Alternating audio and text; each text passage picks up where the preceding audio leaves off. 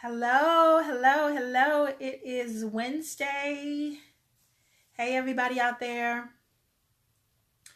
It is me, Veronica, your victorious living life coach. I hope everybody had a great day.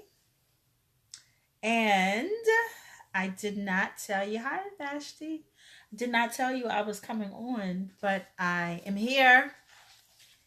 Thank you for joining and thank you for your grace for last week. It was a rough week last week, so I kind of needed a little break. Hi Ingrid. Hope all is well. Hey Miss Shirley. Hey, so I am excited that today's Wednesday. I missed you guys last week. Thanks so much for your grace and for your support and encouragement. And I am, hey. And so who I am and why I'm here is I am Veronica Matthews, your victorious living life coach. And I pretty much want to help people, women in transition, to, kind of get from here to there and live victorious lives and just create the lives that they love. So I am here in Winning Wednesday to be able to offer an opportunity just to kind of share my heart and to talk with you a little bit about some of the tools and things that offer encouragement, motivation, and support to be able to get through the week. It's like, the week doesn't have to be arduous and hard and difficult. It could be awesome, and you can help that, and hopefully some of the things that you over the course of my Winning Wednesdays, you've been able to get some little nuggets and some tips and tools to be able to help you live a victorious life. So that's why I'm here. That's what I do. I do what I do. So today my topic today is vulnerability.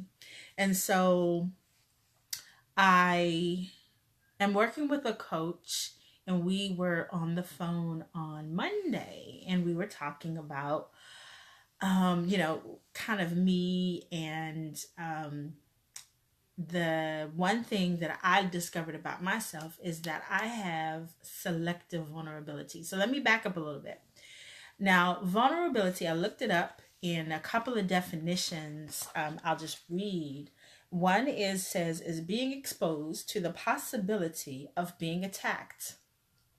Another says being left without shelter or protection against something harmful. And so, wow, those are very they kind of err on the side of negative for the definitions of vulnerability. So no wonder when you talk about people and being vulnerable, they're like, oh, what is that? And no, that is not me. And I'm learning that the difference between vulnerability and transparency is that you can be transparent and still not be vulnerable. And I can tell you why. Because in my case, I feel that what I've gone through, that I've gone through that so that I can help another person go through what they're going through.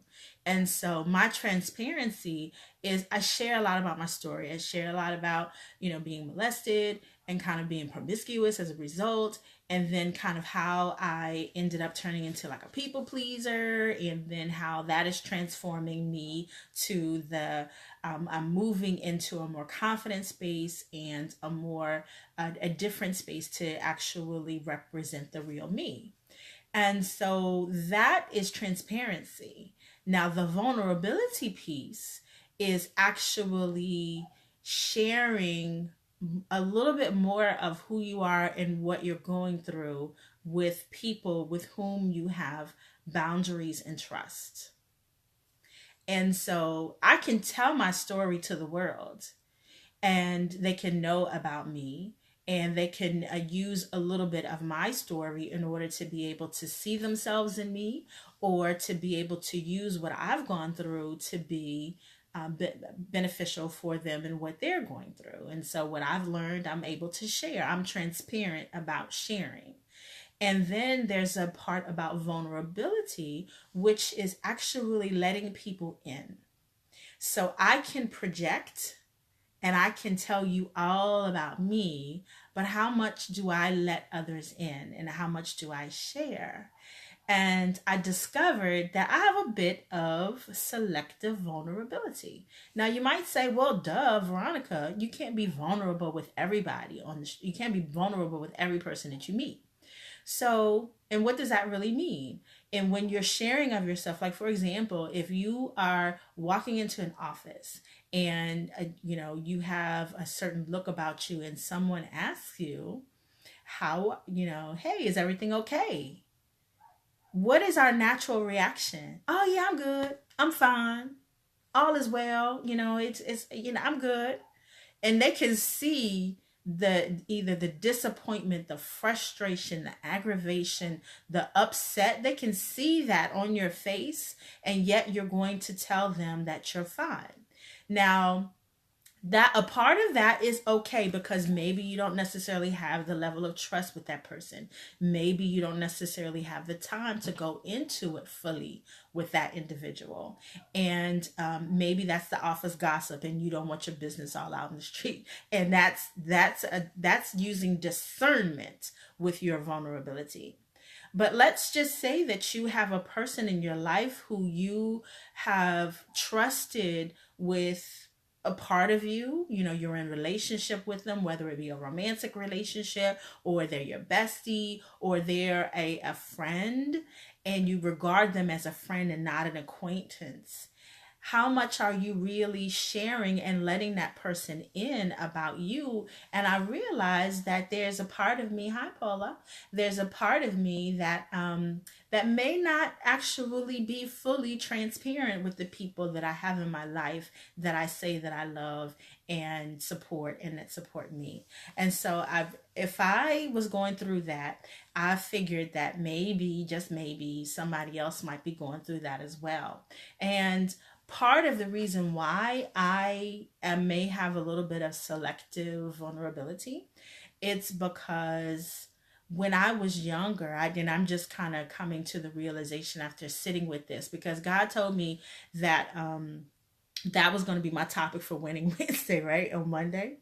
And so I'm Monday night, Tuesday, I'm praying. It's like, God, what's my topic for Winning Wednesday? And it was like, I done told you, girl.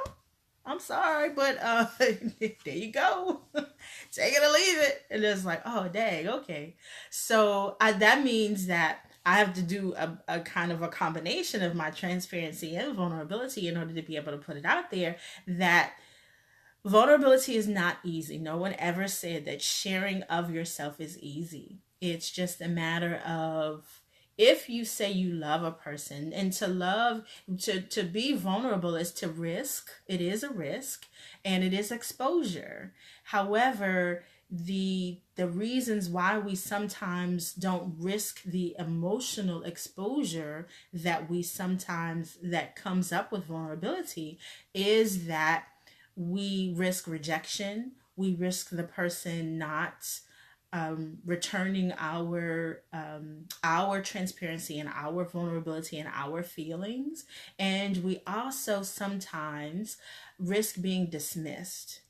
And as I go back and think of the thing why I have selective vulnerability, is because when I was younger, I, was sheltered. I was the youngest of six, and I didn't get to do a lot because my parents didn't let me do a lot. And I didn't necessarily have a lot of friends. And so the people that I did consider friends, I took it very seriously. And so, and also with family. And so one time, I can't remember what it is. And I'm not being I'm not vulnerable and not transparent. I just don't remember what the situation was, but I remember I was going through and I was just so upset and disappointed. And I had a conversation with someone who I thought was a friend, or who I regarded a friend. I'm not going to say I thought they were a friend. I regarded them as a friend, and I shared with them whatever it was, and they were like, "Oh, that's nothing." And you're like, "Dang." And so part of me was like, "Dang, really?"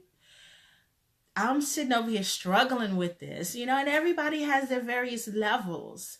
and I was struggling with whatever it was, and for that person to then say, "Oh, that's nothing. Get over that."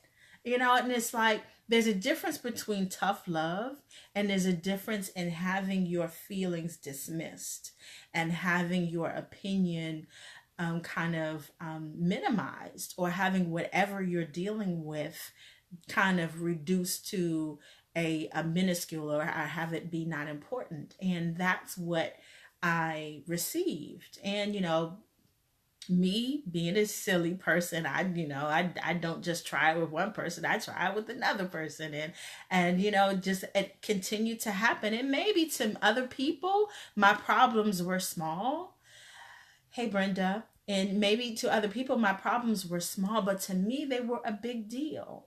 And maybe that's why I kind of hide certain pieces. So if I'm having a bad day and you can see it on my face, then I may respond to you like, "Oh, I'm doing fine," only because if I'm really grappling with something and I consider it serious, and I tell you and you then disregard it, or just like, "Psh, whatever," you're like, then that kind of has me feeling some kind of way, right? And so I think that when we open ourselves up and we let people in and we share, that it's our duty to, number one, know who we can share with. And then number two, as the receiver of that, to regard another person's journey and their experiences as sacred. And that means that it might not be your struggle, but it is their struggle. And have some empathy, have some compassion, have some exhortation in order to be able to support them through it. Now, no, you may not have $1 million to be able to pay all their bills. And no, you may not have a room in your house to give them a place to stay. And no, you may not have enough food in your kitchen to be able to feed them for a week, or whatever the situation is, whatever they're going through. You may not be able to meet their needs, but you can listen to them. You can receive them, and you can open your heart to them to give them a safe space. And that's what vulnerability is all about. It's all about you feeling safe to share your feelings and to share your emotions and your deepest concerns. And that's part of the reason why I have a difficulty with sharing mine sometimes. It's because I haven't always experienced a safe space. And when I am in a safe space, I sometimes forget and I don't completely open up. And vulnerability creates the pathway to connection, and creates the pathway to positive relationship building. And I'm learning and I'm growing that if I want to have solid relationships, that there's a piece of vulnerability that goes with that. And there's a piece of being considering the people in my circle, hey Turbo, to be, my people, and the people that create a safe space for me, and to honor that safe space. So that's what vulnerability is to me. And that's why I sometimes have I have in the past, I'm using my words wisely, I have in the past exercised selective vulnerability. And as I grow, and as I grow into my word for 2019, which is expansion, as I continue to expand in my leadership and in my person and in my being, and in just being who all of God has created me to be, I am learning and growing. And this is one thing, I think my next breakthrough is in vulnerability. And so if you're one of my people in my circle, have grace and space for me, because I might forget. And I I'm practicing, and when you practice, what happens, like when you're riding the bike, you'll fall down, you'll crash that bike a couple times, but then once you get the rhythm and the flow of it, it's easy peasy, from there. So as I continue to practice, and as I continue to encourage you to practice your vulnerability with those that you love and trust, that create a safe space for you, don't forget that it takes the vulnerability on the other person's part as well to be able to offer that incubator for you. And so if someone is coming to you and they're sharing their heart, don't dismiss them, don't reject them, don't minimize whatever they might be going through. Listen with empathy, listen with an open heart, listen with love. And if you have some developmental feedback for them, give them the feedback in love. And if you want to tell them, get over it, tell them to get over it in love, right? And do it in a way in which they can receive it, and it's not flippant, and it's not dismissing, and it's not disregarding their feelings, but it is continuing to create that safe space. And sometimes you do have that relationship with people where you can be like, chick, get a grip. and those people can respect that, and maybe that's the tough love that they need. And so it takes a little bit of self-awareness and awareness of the people that you have in your life as to, okay, this is a person that I can speak like that to, and then another person I might need to have a different level, or I can still speak my truth to them in a different way that it won't feel like like an uppercut, or like a, kind of punch to the chest, where when you get punched in your chest, your air goes from you. And when you are in a situation where you're no longer feeling safe, then your air leaves you, and you kind of are, a little dazed and confused for a minute there. And so recognize that in being vulnerable and receiving vulnerability from another person, that it's all about creating that safe space and that incubator for them to feel like there is boundary and trust and respect, and that their feelings won't be disregarded and won't be minimized. So that's what I have to say about vulnerability. Let me see. I think that was it. Oh, Brene Brown. If you've ever heard of her, she is she has a couple TEDx's and a couple videos on YouTube.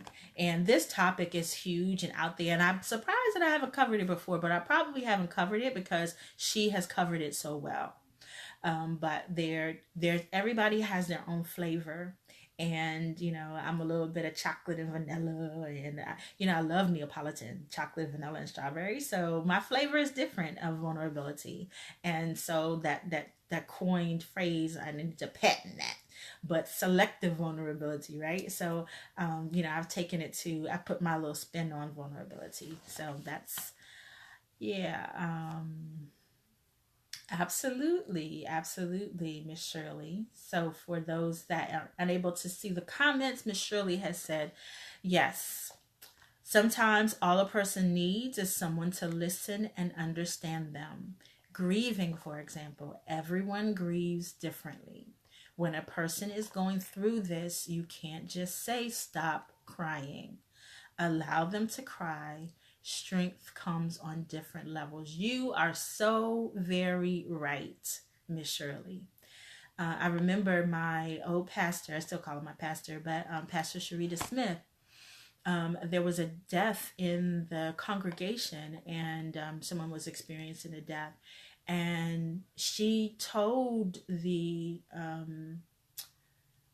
grieving family, grieve how you grieve. She didn't say, okay, yeah, you can cry today, but you know what? Life goes on, and tomorrow you should be fine. So stop crying after tomorrow. She didn't say that. She said, grieve how you grieve. And that's the truth, because there's still some people that have lost loved ones many years ago, and it still feels like it was yesterday. And so for me to say, oh man, that was a couple of years ago. You know, like, what's going on? That's rude. That's inconsiderate, you know, and that's not creating that safe space.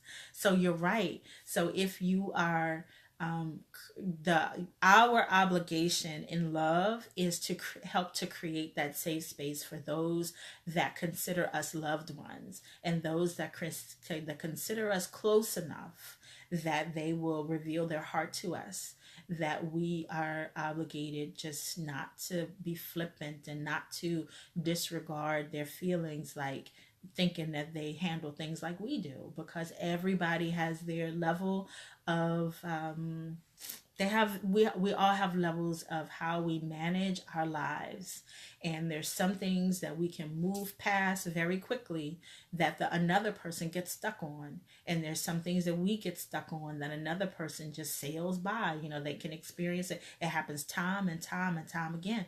I know that there is someone, like, I don't know if they're in the public eye or something, but they've experienced like 7 deaths in like a short period of time. I can't remember exactly who that is, but that's a lot to happen all at once, right?